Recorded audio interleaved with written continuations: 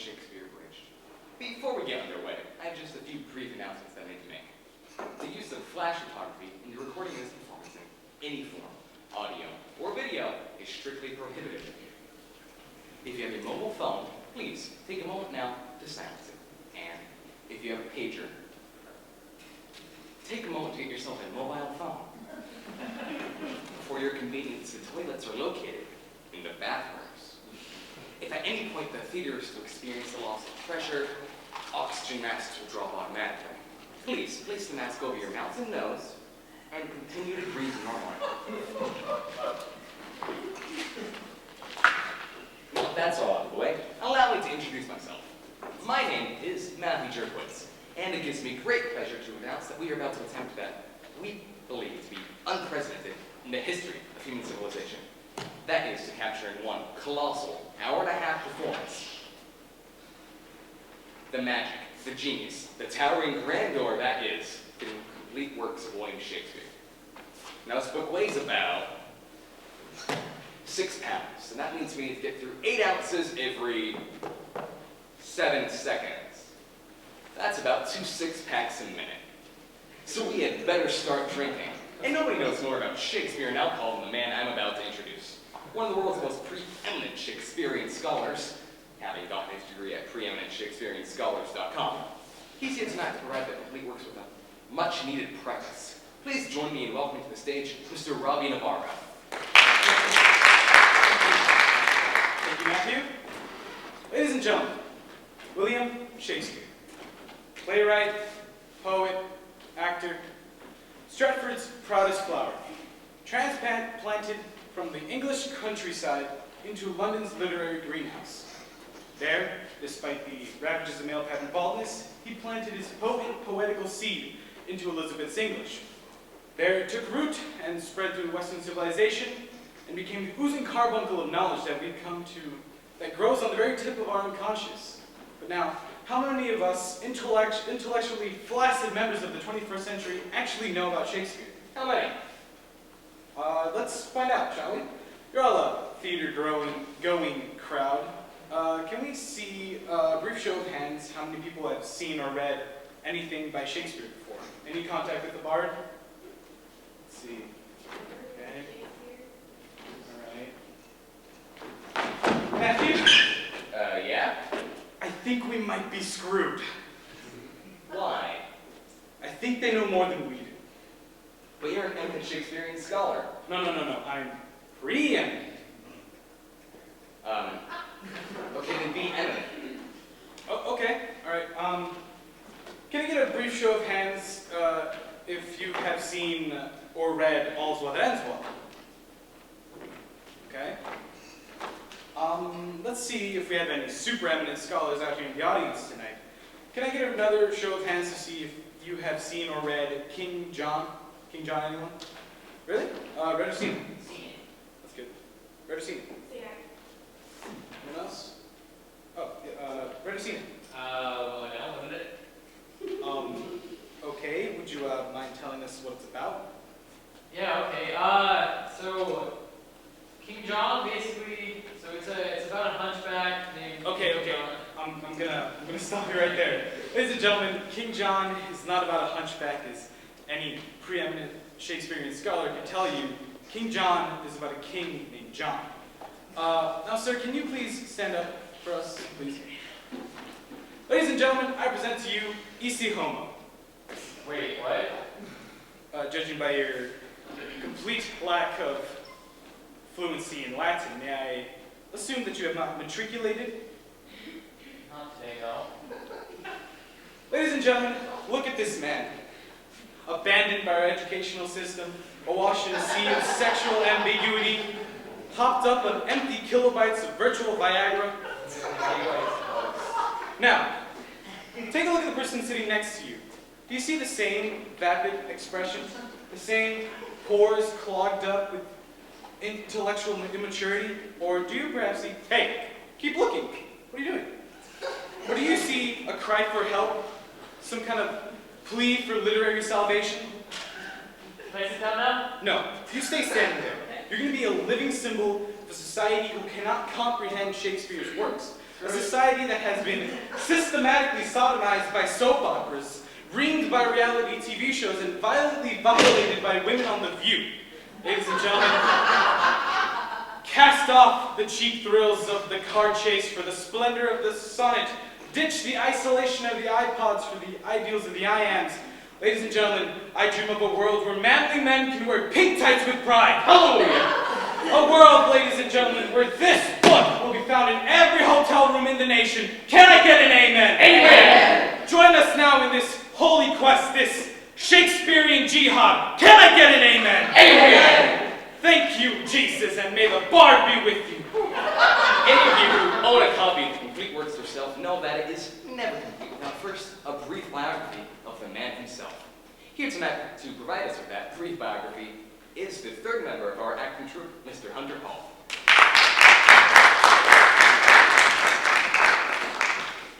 Hi. How are you guys? Good.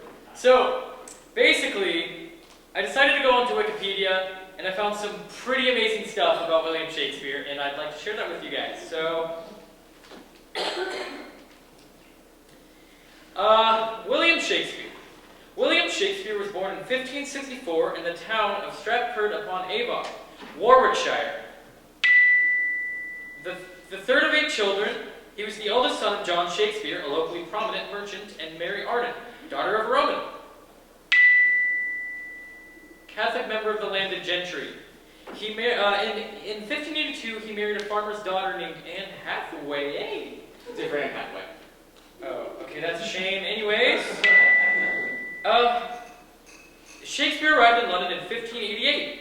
There, he dictated to his secretary, Rudolf Hess, the work Mein Kampf, in which he set forward the program for the restoration of Germany to a dominant position in Europe. After reoccupying the Rhineland zone between France and Germany and annexing Austria, the Sudetenland, and the remainder of Czechoslovakia, Shakespeare invaded Poland on September 1st, 1939, thus precipitating World War II. You know, I never knew that before. Just wrap it up, please. Oh, okay, sorry. Shakespeare remained in Berlin when the Russians entered the city and committed suicide with his mistress, Eva Peron. He lies buried in the church of Stratford.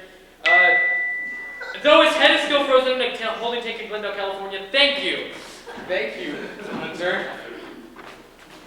Okay, now without further ado, we are proud to present complete works of William Shakespeare, Abridged.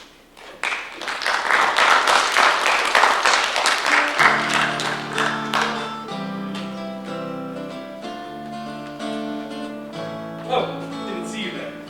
Hello? All the world's a stage. All men and women are merely players. They have their exits and their entrances. One man in his lifetime must play many parts. But how many parts must one man play? Well, according to my computations, there are over 1,122 Shakespearean roles. Far too many for one man to play. Let's take example, one of his most popular plays, Romeo and Juliet. We have 2 star-crossed lovers, a sympathetic priest, a meddling nurse, all crucial to the plot, but Mercutio, Lady Capulet, all unsightly fat on the otherwise muscular body of Shakespeare's works. Now, let us begin the shrinkage of Shakespeare's canon by rendering all the crystals and blubber of the moist, underage flesh of Romeo and Juliet. Prologue. 2 households, both alike in dignity, in fair Verona where we lay our scene, from ancient grudge breaks to new mutiny, where civil hand makes civil hands unclean. From forth these fatal loins of these 2 foes, a pair of star-crossed lovers take their life, whose misadventure piteous overthrows do with their death bury their parents' strife. Now, Imbroglio. For the Capulets, Samson. For the Montagues, Benvolio. Verona's peace shall be undone with the simple biting of a thumb. Oh, I like to write to the sunshine. Oh! Ooh, it's him. I hate his guts. I hate his dog. I hate them all.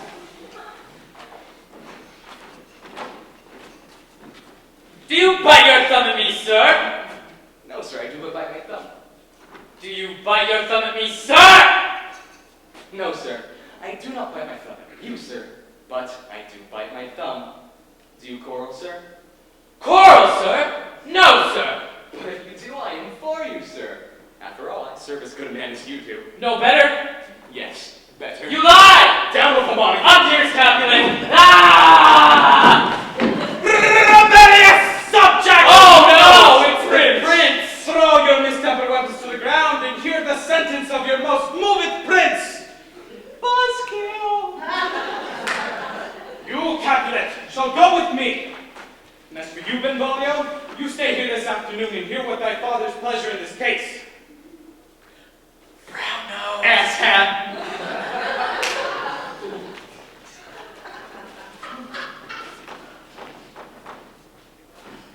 Have you seen Romeo today? Glad I am he was not at this fray. But where, oh where could Romeo be? Oh, he comes.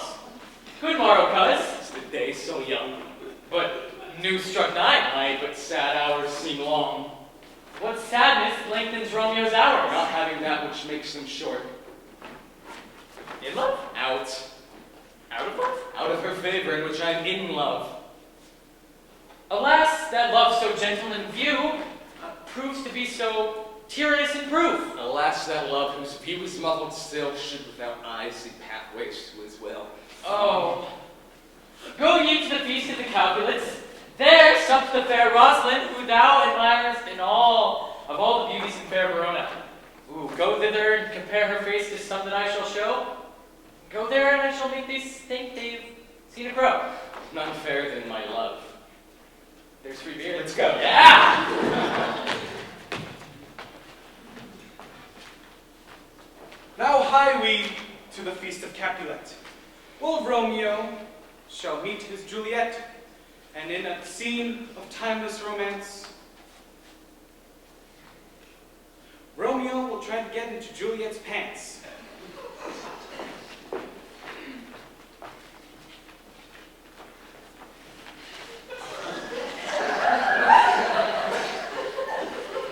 Oh, she doth teach the torches to burn bright.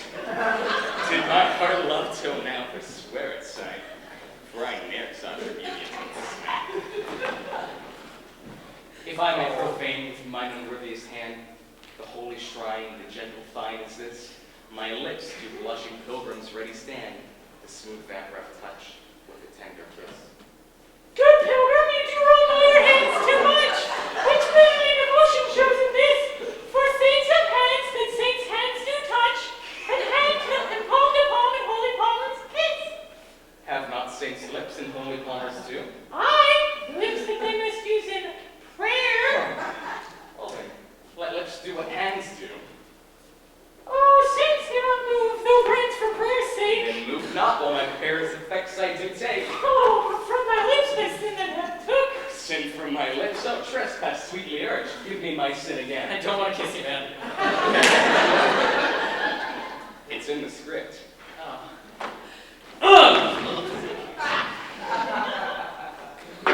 You kissed my book!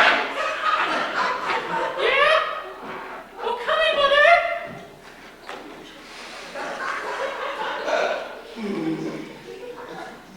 Is she a Capulet? Aye, I fear it so. The more is my unlust.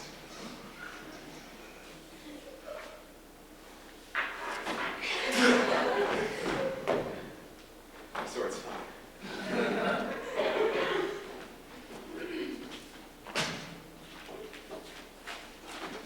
What are you doing exactly? The balcony, man. But soft! What light through yonder window breaks? Oh, Romeo!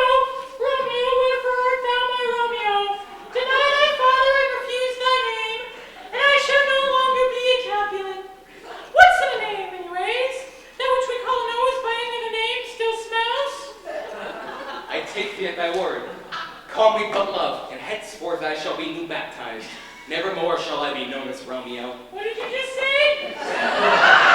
Call me but love, and henceforth I shall be... Call you but love? No. I said, call me but love. Oh, okay, he's Brooklyn now. Would they are now on Montague and Romeo? Neither fair maid, either thee is like. Oh, well, lest thou love me, and I know thou will say aye, and if thou may prove false, then swearest. Lady, by yonder blessed moon I do swear. No, I don't think so. Then what do you want me to swear by? By yonder blessed virgin I do swear. No, swear not at all. No, I do take joy in thee. I have no joy in this contract tonight. It is too rash, too sudden, too unadvised, too like the air which rock lightens. Oh, pardon this such sweet sorrow. Good night. Romeo, are you familiar? Good night. Your butler!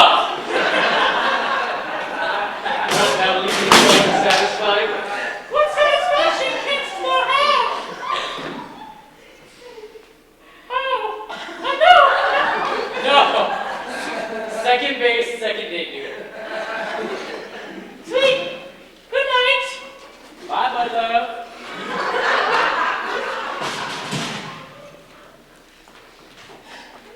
Lo, for Romeo did swoon with love, like Cupid's arrow he'd been crippled. But Juliet had a lonesome coz, whose loathsome name was Tybalt. Romeo, the love I bear for thee can afford no better term than this. Thou art to ruin. Therefore, turn and draw. I never harmed thee, Tybalt, but love thee more than thou canst devise. Thou wretched boy, I am for you. Ha! Ha! Ha! Ha! Ha! Go! I am slain! Oh! Oh! Oh! So slain! Oh! Oh!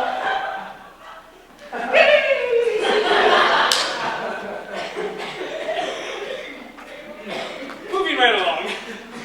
From Tybalt's death, the two lovers have been cursed, despite best efforts of friar and nurse. Their fate seems to stick. They couldn't quite duck it. By the end of Act 5, they both kicked the bucket.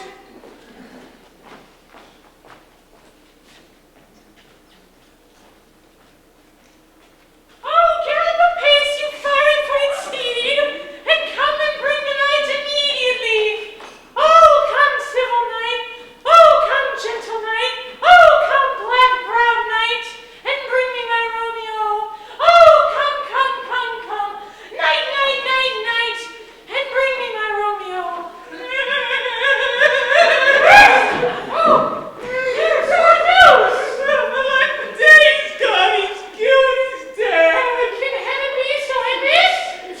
Who would have thought it? Romeo. What devil artist? That's the trouble me thus. I saw the wound myself here in his manly breast.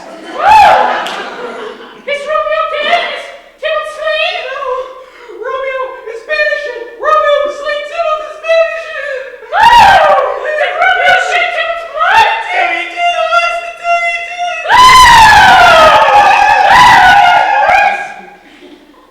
Menopause.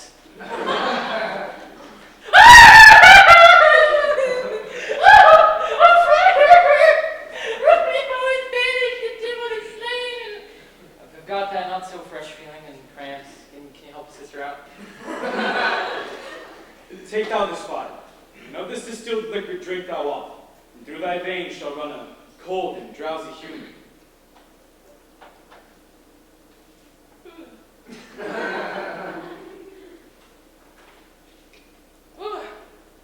I feel a cold, drowsy humor running through my veins. Oh, pretty colors. Thank you, Obi-Wan.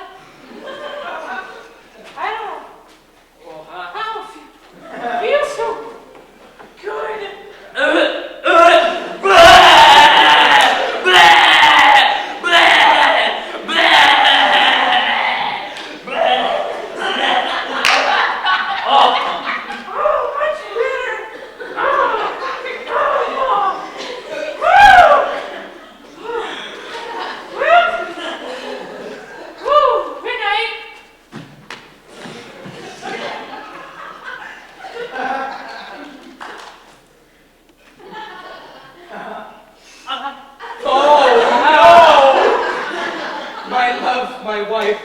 death that have sucked the honey of thy lips have yet no effect on my beauty, Juliet. Why art thou yet so fair? I don't know. I'm lucky, I guess.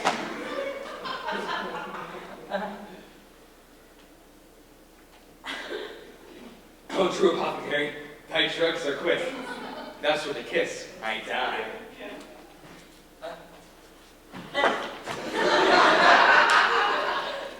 Thus with a kiss, I die.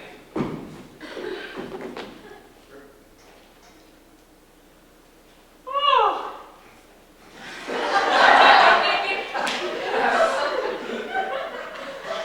Oh, good morning. Oh. Where is my love? Oh, what is this? Clasped within my lover's hand. Oh, I see. Poison hath been as untimely end. Left not a friendly drop, and I shall be brief. Well,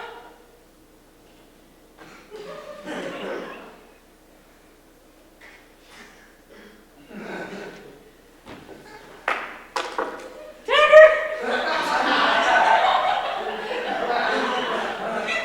This is thy sheath, and it's a little bigger than whatever. Anyways,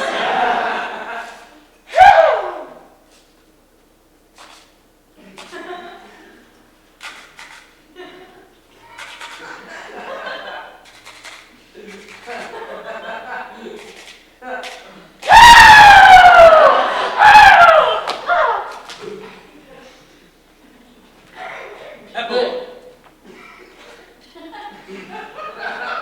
A gloomy peace that this morning brings. The sun for sorrow shall not show its head. Now go forth and speak of these sad things. Some shall be pardoned and some punished. Now there has never been a story of more woe than this of Juliet and her Romeo. And Romeo and Juliet are dead! Thank you, Wimbley. And good night. Well then, we did that in about 12 minutes. So let's see, 12 times Shakespeare is 37 plays. That's about 7 hours and crap. Okay, we spent way too long with Romeo and Juliet. But it is a classic, unlike this next play, which Shakespeare wrote as a 24-year-old starving artist, desperate for a hit, but too poor to know where his next banger was coming from.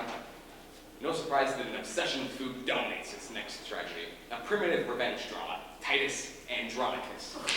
Now presented to you as a cooking show.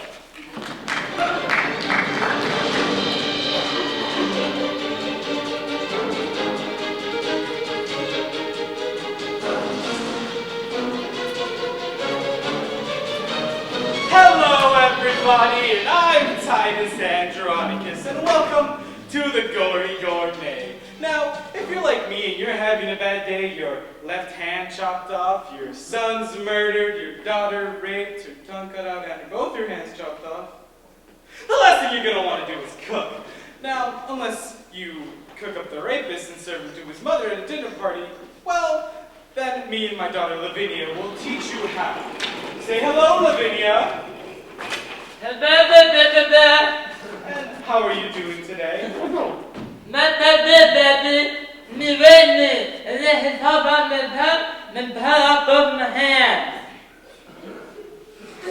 it's a pisser, but we'll get our revenge. Mark me, villain. I shall grind your bones to dust. And with that dust, make a paste, and a coffin will rear. Lavinia, come receive the blood.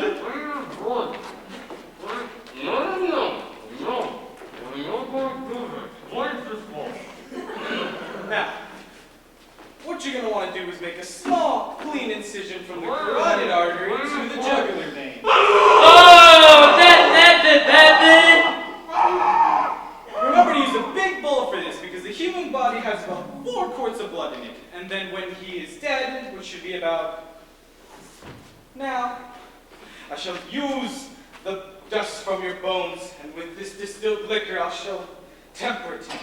I shall bake your shameful little head at about 350 degrees, and 40 minutes later you'll have a delicious human head pie, which I have prepared for you earlier. I even chopped up some ladyfingers for dessert. Now, which one of you would like to try this high-protein meal? Welcome, Dread Queen. Will it please you feed? Will it please you eat? It's finger-licking good. Been on, bandit. Finger licking good. High five. A stump bomb. Well, we're all out of time, ladies and gentlemen. Join us next week when Timons of Athens shows you a whole new meaty spin on the Greek salad. Good night, everybody. Say good night, Lavinia. Good enough. Good night, everybody.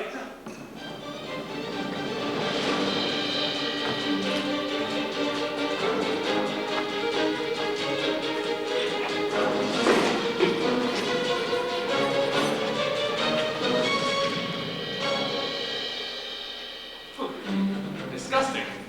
But, inexplicably, it was the biggest hit of Shakespeare's lifetime, which allowed Shakespeare, now swimming in sausages, to expand his artistic horizons.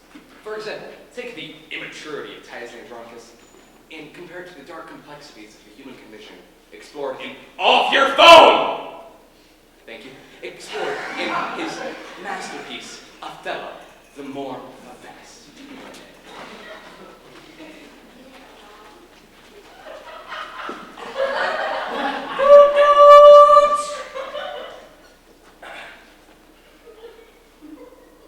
Let nothing extenuate.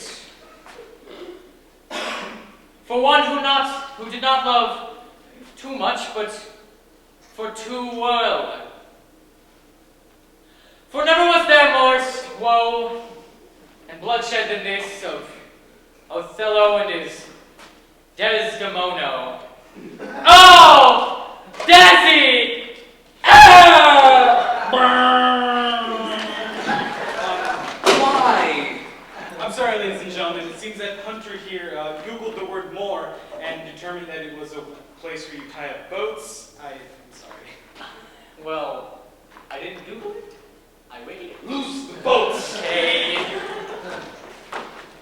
God, Hunter's so ignorant.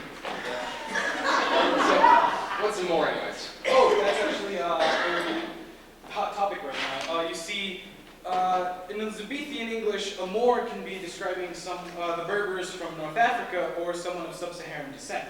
Ah, so Phil's black. Excuse me, sir. Think me African American. Doesn't the play take place in Italy, though? Okay, so he's African Italian. Well, then why can't you just do it in blackface? Whoa, whoa, whoa, whoa! Who are you, Paladine? No, we're not going to do it in blackface. Listen, today's culture expects ethnically correct casting. We're not going to do Othello unless we have a Quran spouting, spaghetti eating homeboy, all right? Now, hold on. So, I got this idea, right? Okay.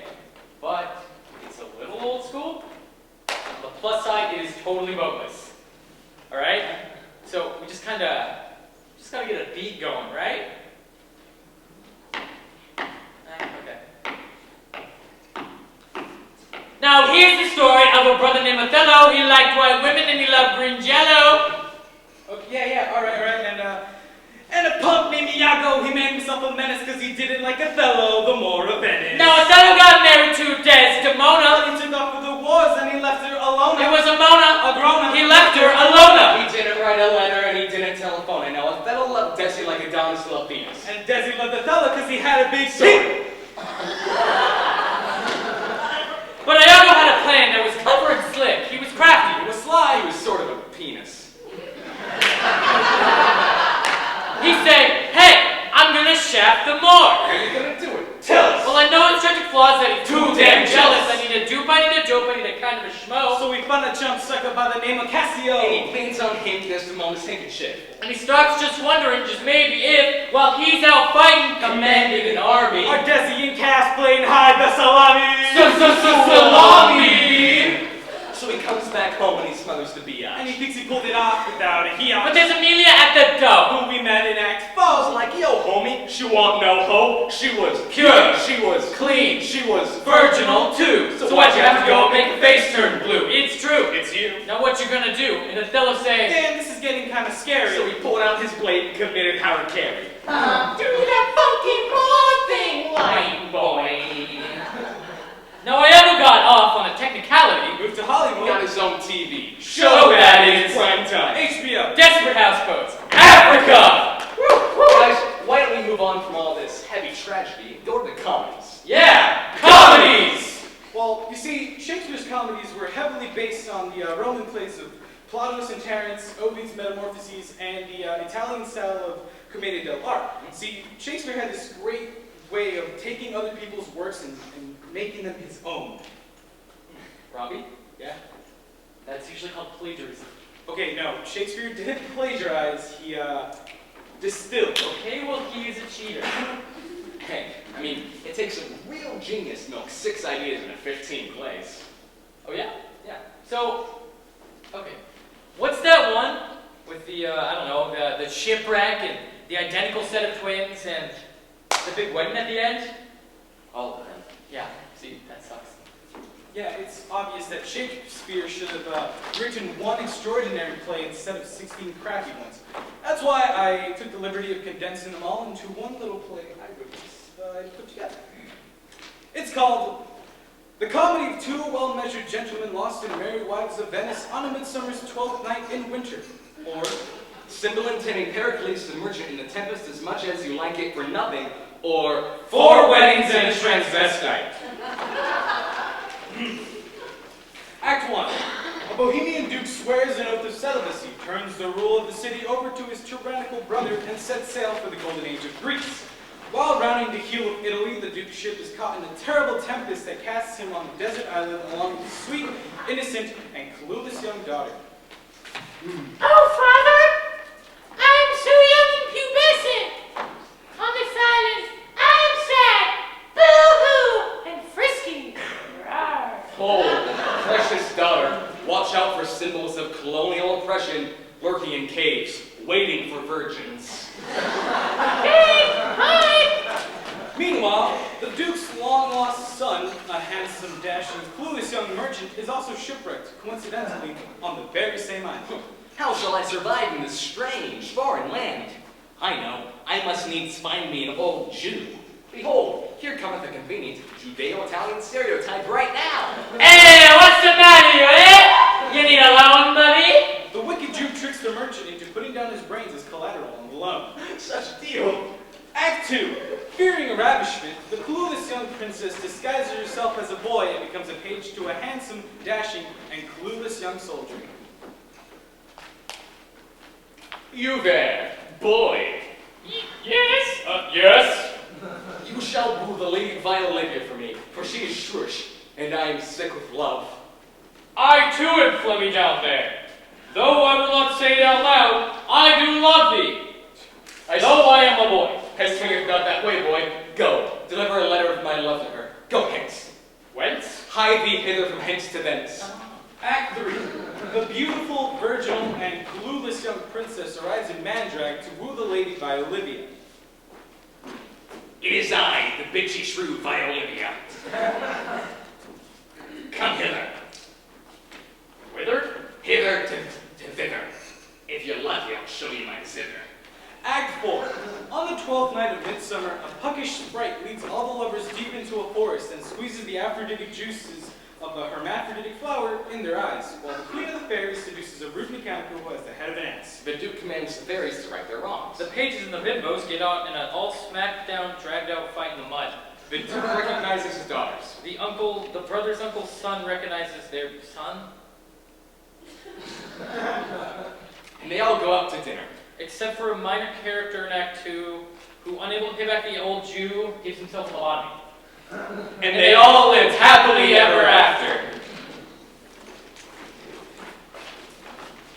Man, I had no idea Shakespeare was such a perv. 16 plays in 5 minutes. That's pretty good. Yep. But if we're ever going to finish, we need to get back to the tragedies. Yeah! Tragedies! Tragedies. Interestingly enough, we found that Shakespeare's comedies aren't as funny as his tragedies. Now that is true. You know what's funny? The Scottish play. Oh yeah, that is... Oh yeah, you mean it? No, don't say that!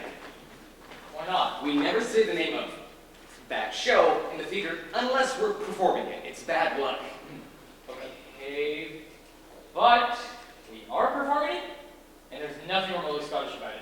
Listen, Hunter, it's all in the way that you perform it. You have to do it in the way that you can just see the heather flowing on the highlands. You can feel the breeze wafting up your kilt, where you can really smell the vomit outside of the pub. I like it. Kilts. Whiskey. Vomit! Ladies and gentlemen, we present to you our authentically Scottish production of Macbeth.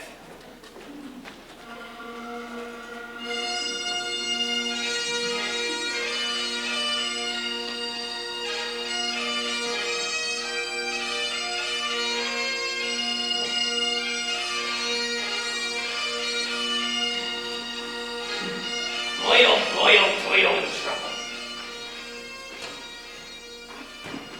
This young boy has 5 years left to live. Say ye in perfect McSpeaker.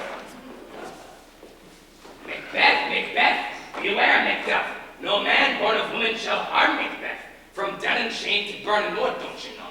Oh, I did nae. But what make I, make have, make need, make fear of Macduff? Ah! See if Jimmy and know that from his mother's womb was Macduff on Parnagrit. Ah! You killed me wife, and you killed me wee little bones, and you done poked in my soup. Oh, I didn't nae. Ah! You did, and I had to throw half of it away. What do you think about that, eh? Oh, you're crazy. Ah!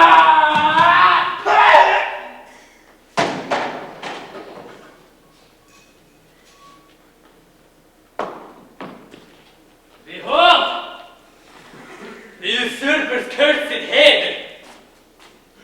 Macbeth, your arse is in the windy! For never was there more a story of bloodshed and woe than this of Mr. and Mrs. Macbeth. Thank you.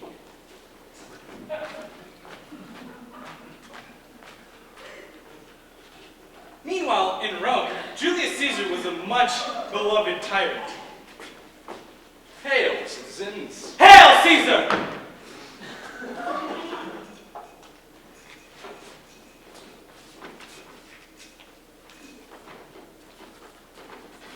Who was worn by a soothsayer? Ah, beware the eyes of March. Caesar didn't listen. What the hell are the Ides of March? The 15th of March. Oh, well, that's today. Et tu, Brute? Friends, Romans, countrymen, lend me your ears. I've come to bury Caesar. Now, can someone please bury him so we can get onto my play? Antony and... Cleopatra! Ah, is that an ass I see before me? Ah, come, you wretched beast! Hey! Hey!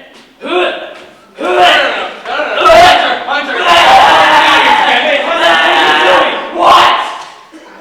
You have this very weird notion that all of Shakespeare's tragic heroines wear very ugly wigs and vomit before they die. It's an interpretation. Vomiting is not an interpretation. They were into it.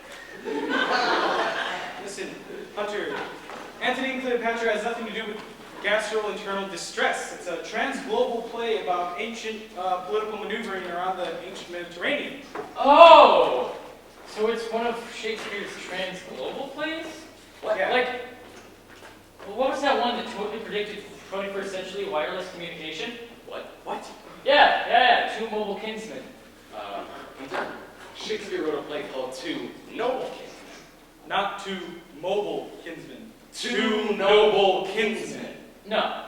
It's definitely two mobile kinsmen. Because the kinsmen are Steve Jobs and Bill Gates.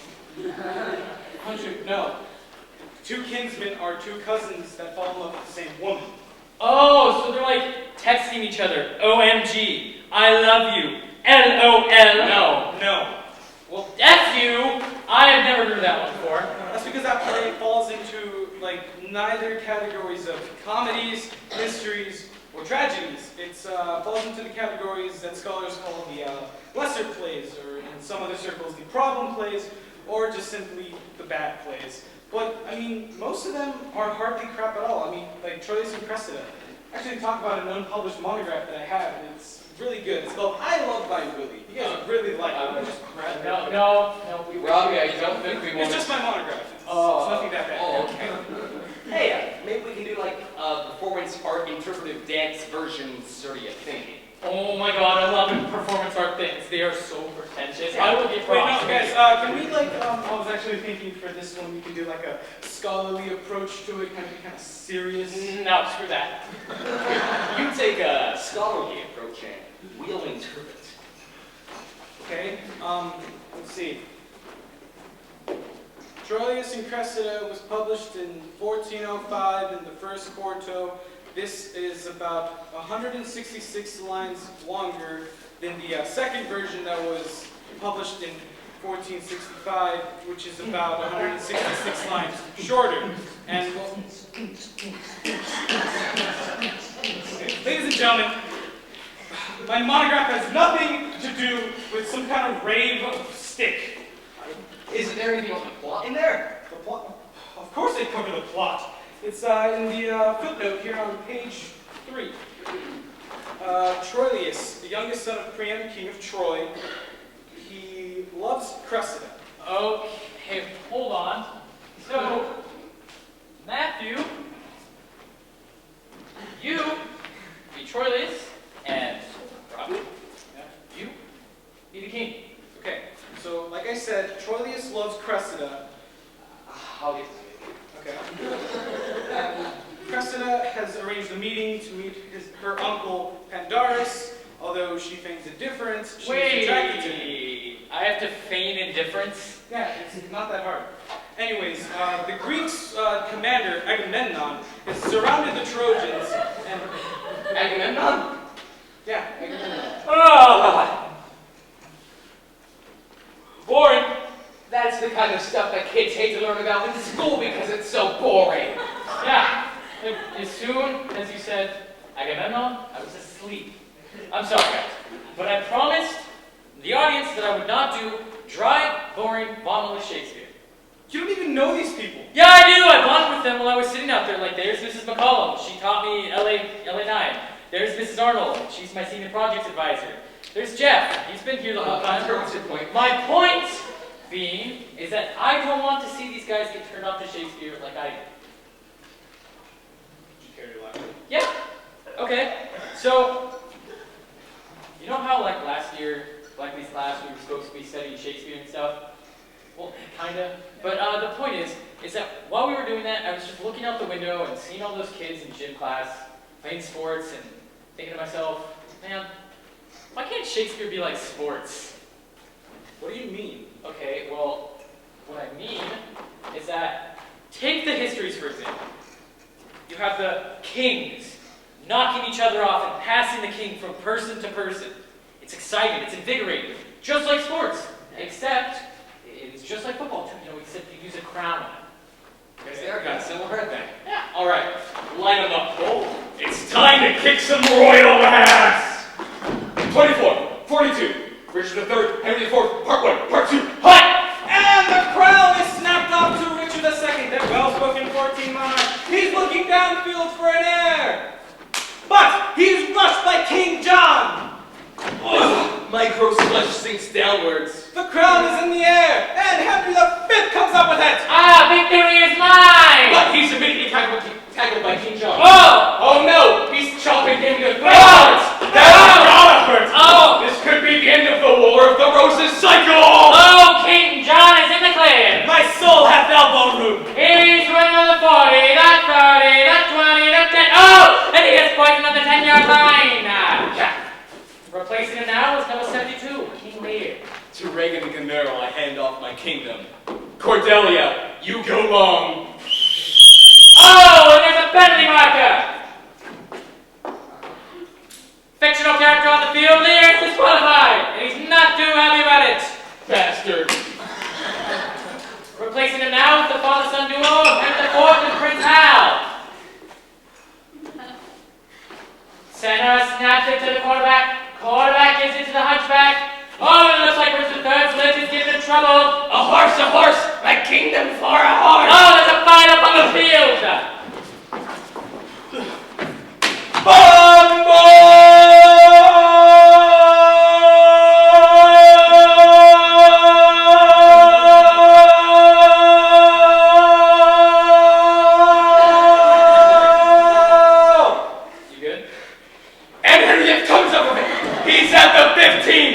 at 10. He stops at the 5-yard line to chop off his head. Who's your daddy? Ha! Touchdown for the Red Rose! Woo! You have got to believe this could be the beginning of a two-dirt dynasty. Richard the Third, the whole royal family is freaking absurd. Go Huskies! Yeah! Hey, Riker, can I borrow your program real quick? I know nothing about football. Awesome. What are you doing? Okay, well, I just wanted to check to see the list of plays because I think we might have done them already. Really? Yeah, like the histories we did just now. The companies were a lot of hilarity.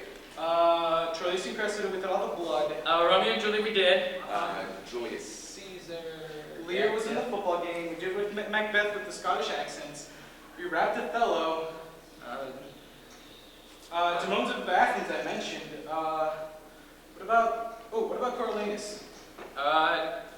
No, let's skip that one. What? What's so wrong about Coriolanus? I don't like the anus part. Anthony and Cleopatra, I threw up like on everyone. Yeah. And that's it, right? We've done them all.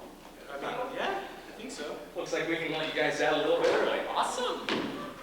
Wait, guys. What? Hamlet! Oh, No, he did not write Hamlet. Shakespeare did not write that. Did he? Yes, he did. Okay, then what's it about? Okay, it's about a prince who's struggling over with his mind after his uncle killed his father. That's the Lion King.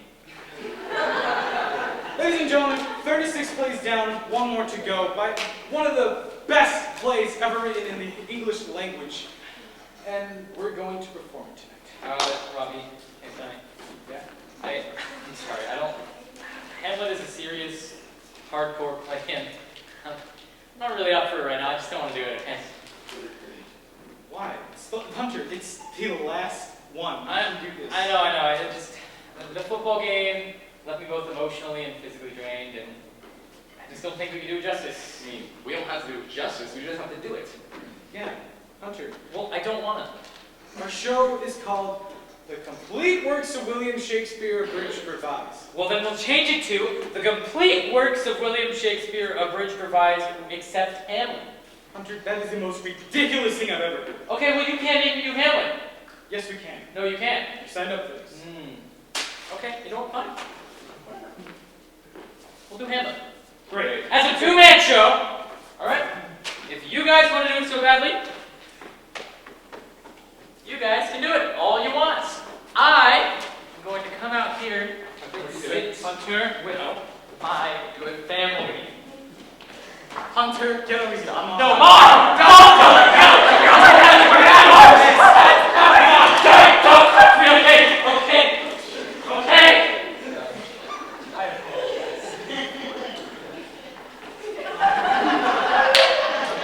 Okay. Here's the program back. I'm sorry, I'm kind of trash. Yeah. Okay, so let's see. Hamlet starts with the guard scene. So we're going to need Bernard and Horatio. Gotcha. We're going to need Rosencrantz and Guildenstern. No, we don't. We're doing their play this spring. Okay, so then we got everything pretty much covered. Then, Hey, where do you think you're going? where are you going? I'll freaking kill him! I'll kill your brother! I mean, you can do it, but it's going to turn him on to like Peter. Get back here, you Shakespeare weenie!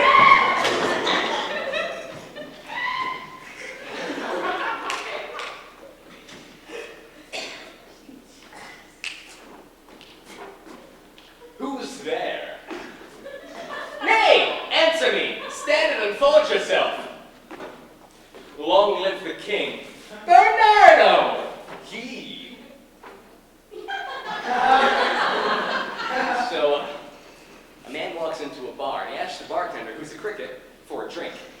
And the cricket says, I love that one. So I had a dream last night. Typical actor's anxiety dream. We were doing this play, actually. We were making pretty decent time. We thought we had gotten through all the plays, but then we realized we missed Hamlet. And we haven't actually read any of the source material, and we were making up as we go along. And then Hunter and Robbie left, leaving me alone on stage in front of the entire audience with another act to fill. And then the lights were going down. Intermission. And I was naked.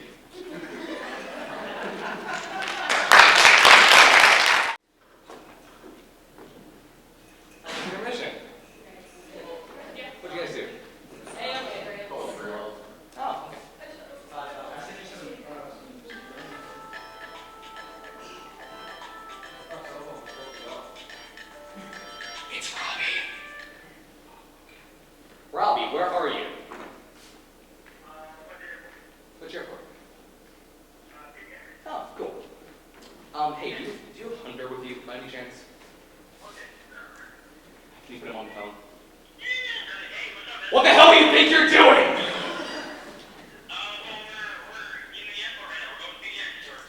Stop. How are you?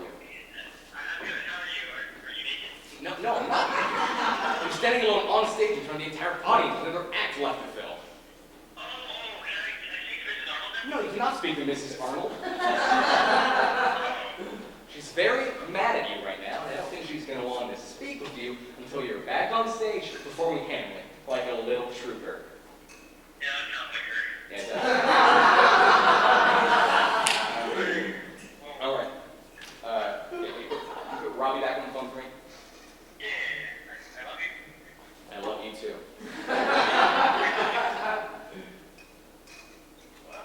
Okay, Robbie, how long till you guys are back? 20 minutes, and are you naked? No, I'm not naked. What am I supposed to do in the meantime? No, okay. All right. Oh, by the way, do not give Hunter any candy. You know what? His blood sugar levels. Keep coming up. All right, they are on their way back.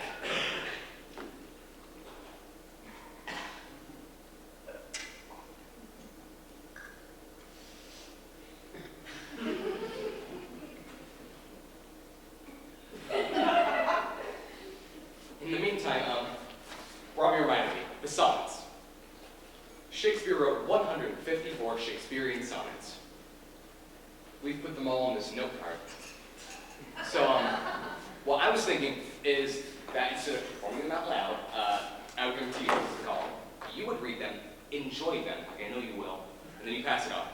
And up, to the end of the row, up and around, and once it gets back, hopefully Hunter and Robbie will be back. All right. Get ready to enjoy some grade A Shakespearean sonnets. First one's really good. Well.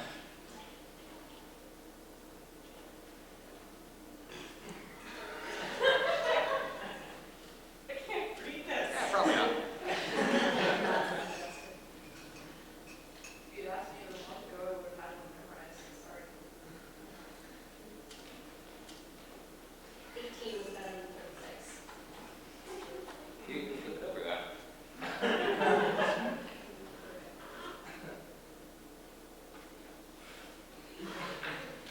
mean, they're not that bad. Honey, we're home! Hunter and Robbie, everybody.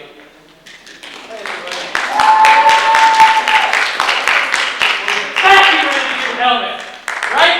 H-E-L-M-E-T-H-E-L-M-E-T. What does that spell? Oh, helmets! Yeah, I gotta go get my helmet. You gave me candy, didn't you? No, I just said that if he'd come back to Hamlet, I'd take him to Disneyland. Well, where were we? 36 plays down, one more to go, ladies and gentlemen. Bob, can you set up the lights for one of the greatest plays ever written in the English language? Fantastic! Ladies and gentlemen, I'd like to present to you Hamlet, the tragedy of the Prince of Denmark. The place, Denmark. Battlements of Elsinore Castle. 2 guards enter.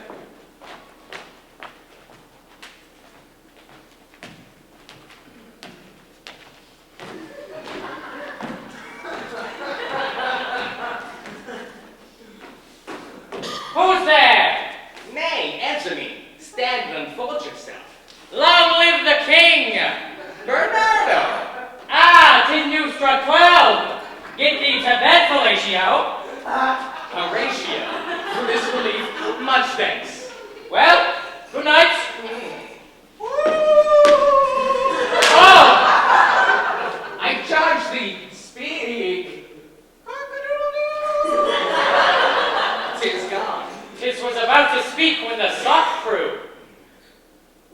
Break we up our watch, and let us impart what we have seen tonight unto Hamlet, Prince of Denmark.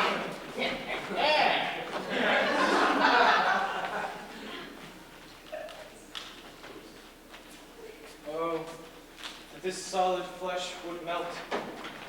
With 2 months dead, my mother, Yeah, you. Married mine uncle, my father's brother. The funeral meats did coldly furnish the marriage tables. Pretty.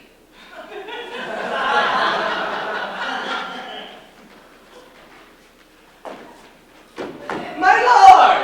Why, Horatio! Horatio, methinks I see mine father. Where, my lord? In my mind's eye, Horatio. I think I saw your father yesternight, my lord. My father, the king. Where? Upon the platform where we watched, my lord. It's strange. Perhaps we shall wait and look again. But so shrewdly, so bold. Tell you, I judge thee. Speak. The state of Denmark. If thou, father, die of alone, revenge is most foul and unnatural. Murder! Murder! The servant that is where the king's crown killed thy father. My uncle! Your uncle!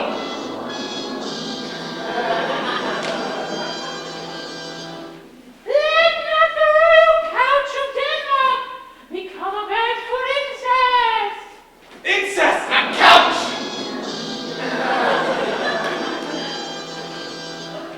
Adieu, Hamlet! Parting is such sweet sorrow. Ooh, remember me. My lord, this is, strange. Well, there are more things in heaven and earth, Horatio, than those dreamt in your philosophy, so... Piss off! Methinks I should put on an antidisposition. The time is at a joint. How I know is that in spite, I was born to exit right. Right!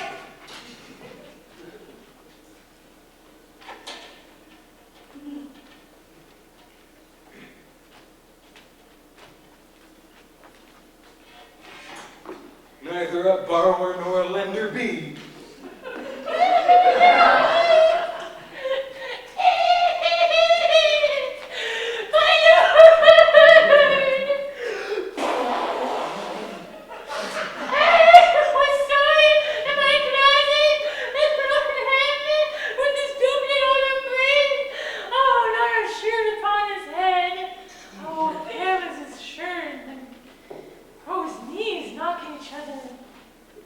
Together, piteous and purport.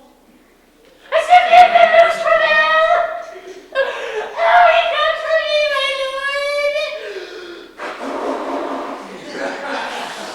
lord! Mad for thy love? No, not! I have found the cause of Hamlet's lunacy, and since brevity is her sole wit, I shall be brief. He is mad. Behold you, where the poor wretch comes a reading. How does my good Lord Hamlet? Well, God mercy. Do you know me, my lord? Excellent. Yes, you are... You are...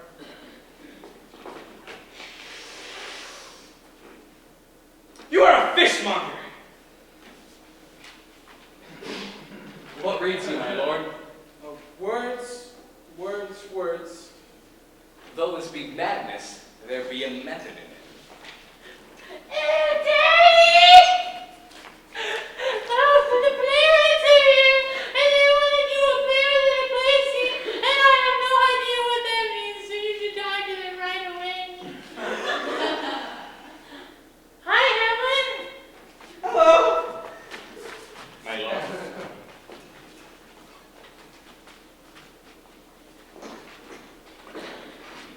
I am but mad when the wind is. I am but northeast when the wind is southerly. I know a hawk from a handsaw. I know. I shall have the players play something like the murder of my father. And if the king do but blench, I shall know the course I shall take. The play's the thing in which I'll catch the conscience of the king.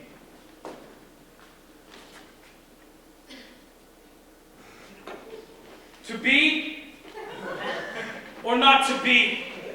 That is the question. Whether 'tis nobler, the mind, to suffer, to feel pain, it's too much, guys. It's too much. I can't do it. Hey! It's too much. What happened to your speech, man? They were laughing at me. They weren't laughing at you. They were laughing adjacent to you. No. Him right there. Jeff, he was laughing right at me. Don't worry about Jeff, okay? He's on Prozac.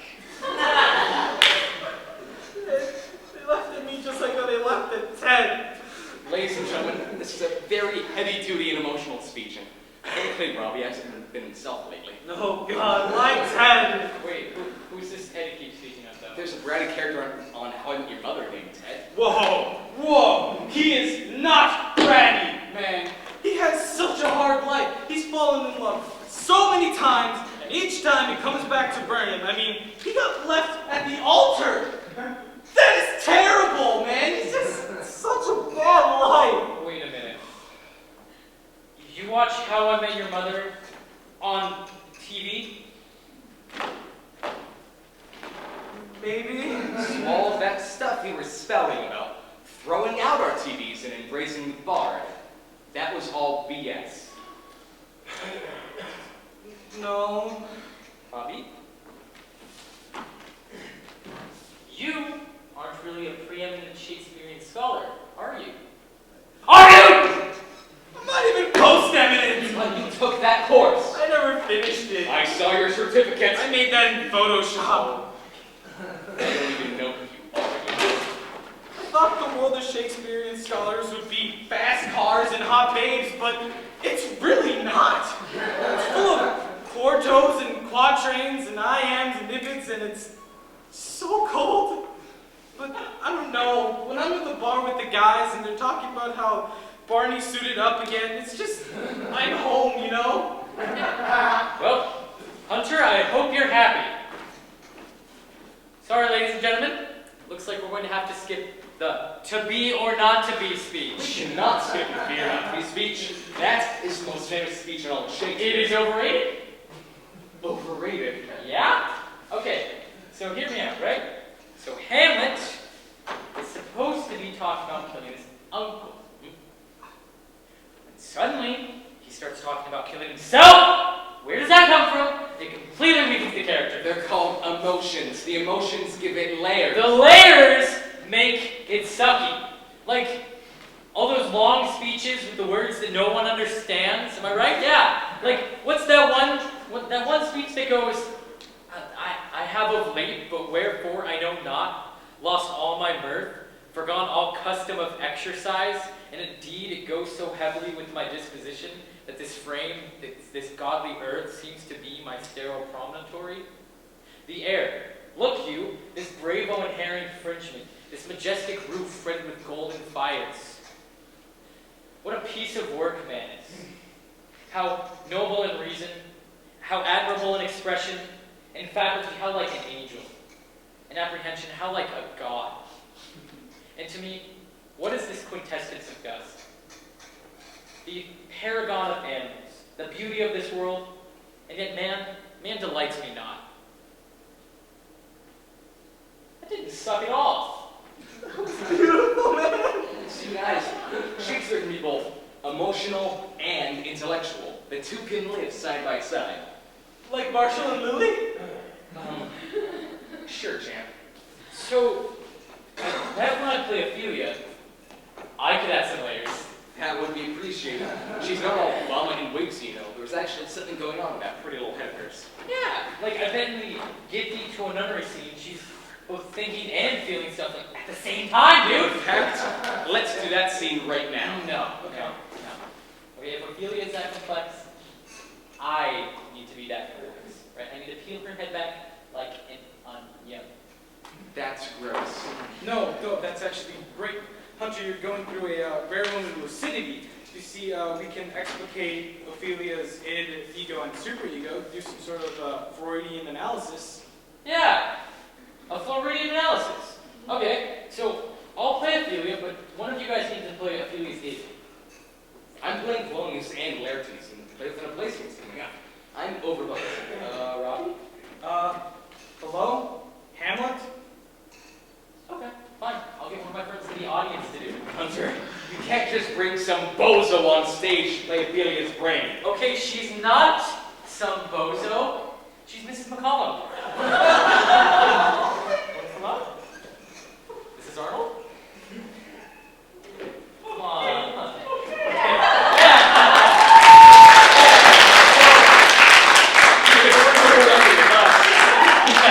What's your name? I'm Mrs. Arnold. Okay, that's a little bit too complicated. Can I call you Bob? Okay, so, Stand right here. right, yeah, right in the center, okay? So, Bob, this part, you are Ophelia's id, right? You are going to be, so right now, Ophelia's id is tossed in turn by the currents of her emotions. Right now, in this scene, Hamlet tells her, "Get thee to a nun," right? And you, being Ophelia's id, are taking in all these emotions, and in response to the "get thee to a nunnery" thing, you scream. All right? Okay. All right. Here, it's very simple. I say get the computer and you scream. Alright? Okay. I'll give you what you want. Let me just step into character real quick. Okay. Get thee to a nunnery! See? Like that? Yeah, yeah. That was good. That was pretty good. Is that what she is? Yeah, Matt, do you hear that? We can do better. You think so, huh? Okay, so she's not an actress, and clearly it shows, but okay. No, don't worry, Bob. You showed a lot of courage, okay? You showed a lot of, as Shakespeare would say, a lot of chutzpah, right? Okay. And so, yeah, I know, right? It's weird. Anyways, as for the screen, I feel like we should get the audience involved too, like the rest of you guys. We should create a sort of supportive environment. Yeah, Yeah. that's I interesting. need We can support. we could divide the rest of the audience up into the ego and super ego. Yeah. And the unconscious science too, right? The unconscious. That too. So basically, let's do it like this, okay? Yeah, let's do the first two rows. Yeah, let's do that again. First two rows, you guys are going to be Ophelia's unconscious, right? So you guys are going to be the watery depths of Ophelia's soul. You guys are the backbone of all this. So what I want you guys to do is I want you to raise your arms up into the air, right? And kind of wave them back and forth, kind of undulate, and then say, maybe, maybe not, maybe, maybe not, maybe, maybe not. Awesome. Okay, it cool. was, Yeah. You guys did fantastic. Except for you. What were you doing? You did not participate with the rest of the group. Yeah. You know what that means, right? You're gonna do it All by yourself. Come on, arms up. Don't worry, nobody's watching. And Maybe, I will die, maybe. That's a little inappropriate, but yeah. Alright, so guys down. Okay, so next I feel like maybe, let's go, you four right there. Blah, blah, blah, blah, blah, you four. You guys are going to be Section A, okay? Now, Section A, you guys are the masculine part of Ophelia's mind, right? You guys are all the voices of all the men in her life that are trying to push her back, right? You know what? We will use Hamlet's line for this, all right? You four, Section A, I want you guys to say, "Get thee to a nunnery," all right? You guys want to give it a try? All right, Section A? Get thee to a nunnery. Okay, what do you think, Matthew? Section A, that was awful. I agree. Come on, guys, we want it very loud, very strident. Come on, put a little oomph into it, right? Section A, let's try this again. Get thee to a nunnery. There we go. That's better. Yeah, that was totally a lot less pathetic. Anyways, let's go. You three and then Ben, the four of you, yeah, you four. You guys are going to be Section B, all right? Now, you guys are going to represent Ophelia's inner hoe. Freud would have called it the libido. That too. Anyways, the libido is the part of Ophelia's mind that wants to get it on with him, right?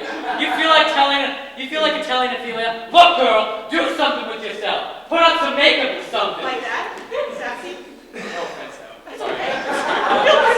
There's actually a really good Shakespeare line in Shakespearean text. It's paint an inch thick. Yeah. All right, section B. We want you guys, you four, to say paint an inch thick. You guys got it? All right, let's see if you guys can one up section A. And Paint an inch thick. Still not very good. yeah. Want to give it another go? Okay. Remember, loud, strident, full voiced.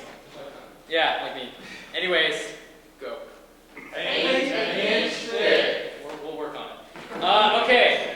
Next, let's save Jacob for a little bit later. The last four of you, you guys are going to be section C, right? You guys are the most important part of Ophelia's mind, right? You guys, you know what? Yeah, you guys are the most important part. You just feel like saying, look, cut the crap, Hamlet. My biological clock is ticking and I want babies now. Then why don't we have them say that? You know what, let's do it, yeah. Okay, you four, section C, we want you guys to say, look, cut the crap, Hamlet, my biological clock is ticking and I want babies now! Alright, let's give it a try. Section C. Look, cut the crap, Hamlet. I want the clock is ticking and I want babies now. I didn't know that, Mom. Anyways, That was a bit of a botch, C-section. so was I. Anyways, is you free? Hey, seriously, guys, you want to give it a try? My mom's doing it all on her own. You guys want to give it one more go? Look, cut the crap, Hamlet. My biological clock is ticking, and I want babies now.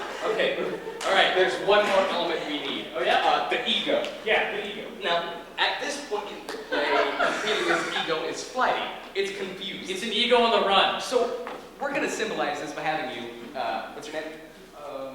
Okay, Bob it is. That's my name. They can't have the same name. Let's call Robert, okay, Bob for short. We're going to have you, we're going to symbolize this by actually having you run back and forth across the stage behind Ophelia. My legs are broken. Perfect. Keep running. All right, Jeff.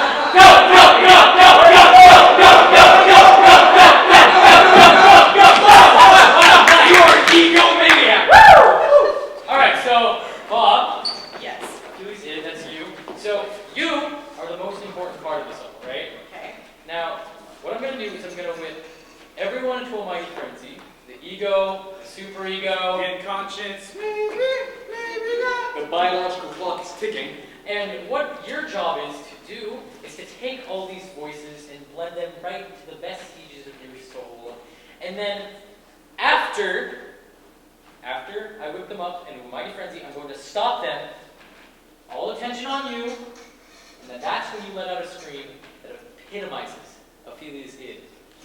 She cannot wait. All right, everybody. Let's start by taking a deep breath. Let it out. All right. Let's start with the ego. You'll feel it. Ready, set, go, go, go, go, go, go, go. Unconscious. Section A. Section B. Section C. Crap, man, let my biological clock. B. A.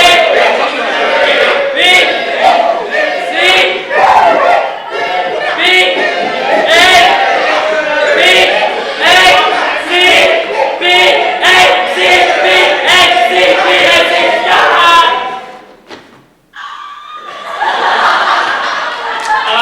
Let's give it up for Paul, everybody.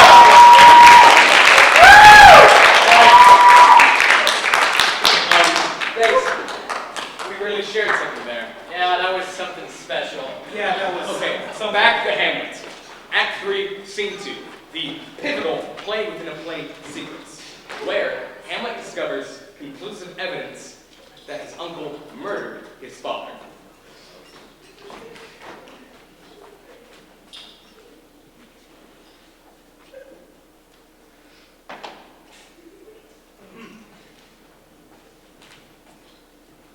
Speak the speech trippingly on the tongue. Put the words to the actions to the words. lord hear this play? I and the king too, presently.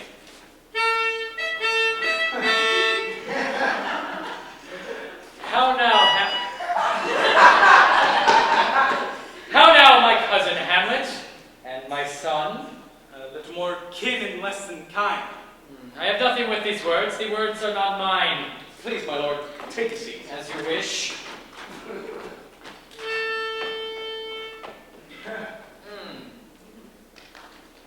You there? Yes, you. Give me your seat. The king wishes to park his royal rumble. My lord, the Royal Puppet Theatre of Denmark is proud to present the murder of Gonzaga. Yeah, sure, I love those wacky puppets. Act 1. It's sure good being king. Yeah, the crown really suits you. Hey, I love you. I love you too.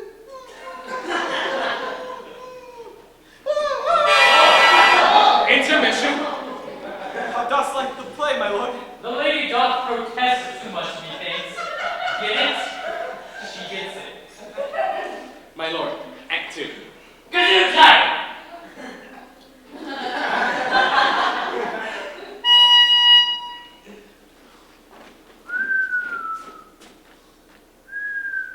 It's so good to be king. I hope I live for a long time.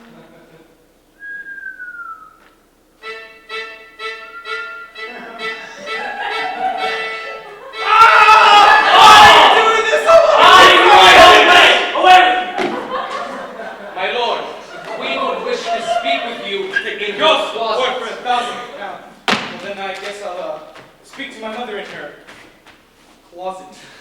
Take your snail with you. Behind the array, I'll convey myself to hear the process. I'm gonna hide.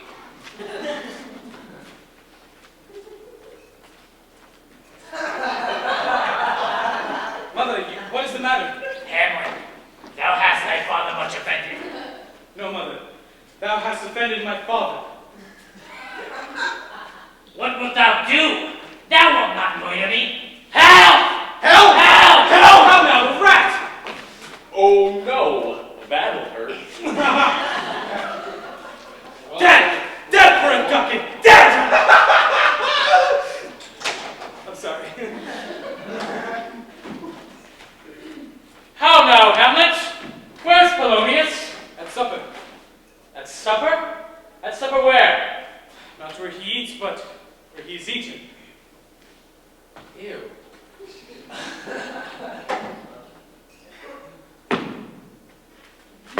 Oh no! It's Laertes! Son of Polonius! Brother to And Ophelia! a snappy dresser! Ah! How now? Where's the king? I'll be revenged for Polonius' murder. What noise is this? Dear maid, kind sister, sweet Ophelia.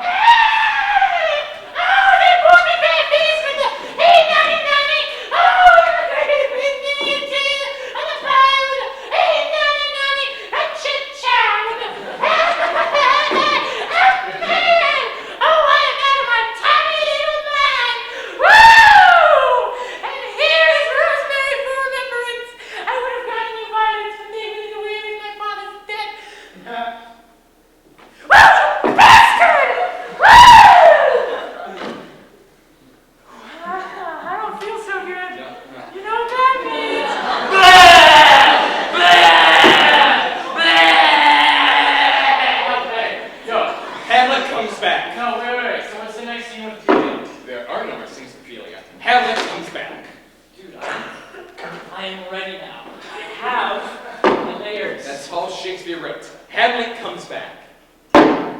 What happens to Ophelia? She drowns. I don't trust that. How am I to prove myself my father's son indeed? More than words. Here I come!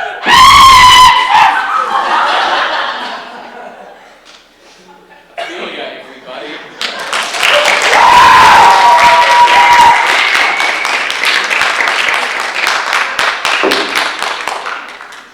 Well, I'll envenom my sword with an unction so mortal, no cataplasm can save itself from this effect. I have no clue what that means either.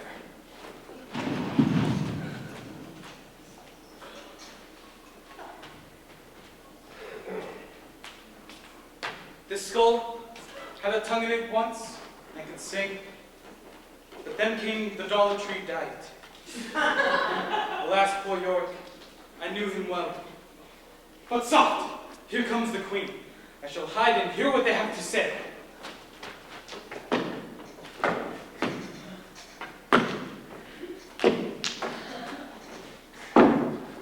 Lay a filly of the earth a while, and from your fair and unpolluted flesh may violets spring.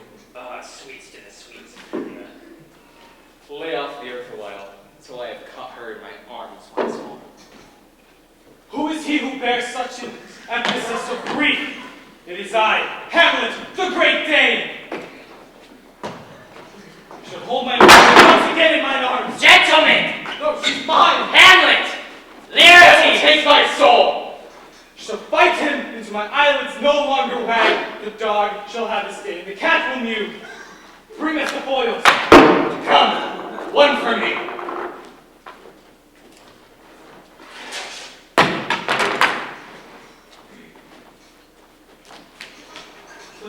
Be careful.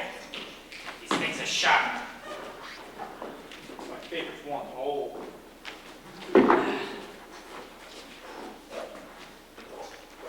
Come, sir. Come, my lord. Clink, Clank, swish, poke, slice.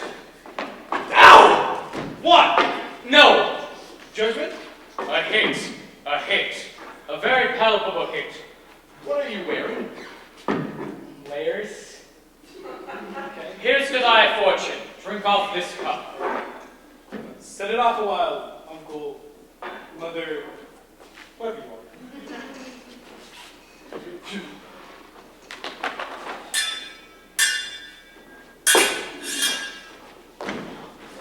Ha!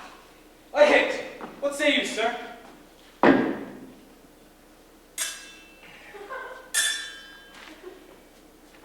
A touch, that I will confess. Ow! The queen carouses to thy faith. Madam, do not drink! I pray you pardon me. As the poison cup, it is too late. Come, Laertes, for the third! Ouch! Oh! How doth the queen? She swoons to see thee bleed. Oh, I am poisoned. Oh, It's not our fault, Hamlet. The king's to blame. What? The point and venom too? Now, die, you murderous, incestuous pig! Follow my mother! oh, I'm slain. Here I lie, never to rise again. I am justly killed by mine own treachery. Heaven will make thee free of it. You there, with pale faces, who are but mutes, an audience to this act. Thou hast ever held me in your hearts, free thee of any felicities. Please, tell my story. The rest is silence. Oh, oh, ah. Thank you, everybody. Thank you. Thank you. Thank you. Sorry, I just wanted to say thank you. And guess what? We actually finished a few minutes early. We'll be able to let you guys go.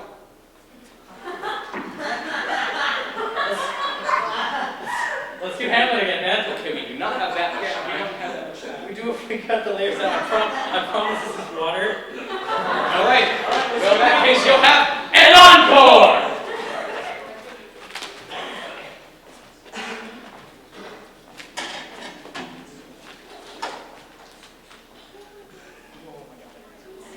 Here it's to move.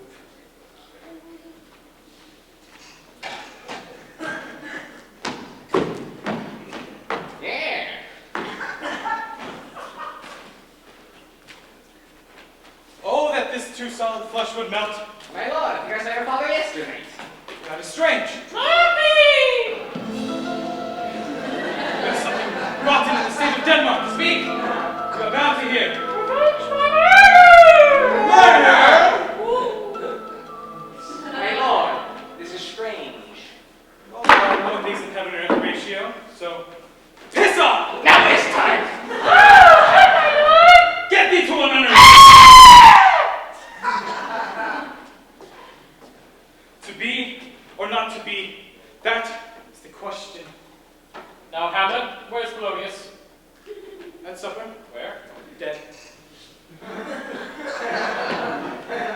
Lay her in the earth a while. Well, the earth. Sweets to the sweets, Ophelia. The devil take my soul! It is I, Omelet the Cheese Danish!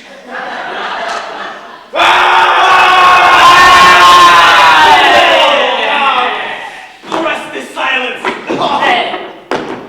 Okay, how much time do we have? 30 seconds. We shall do it Faster! Wait, what? Alright, I should let you guys know. We are trained professionals, and there are a lot of dangerous props flying around. So just let me tell you, do not try this at home. Yes. Go to a friend's house and do it.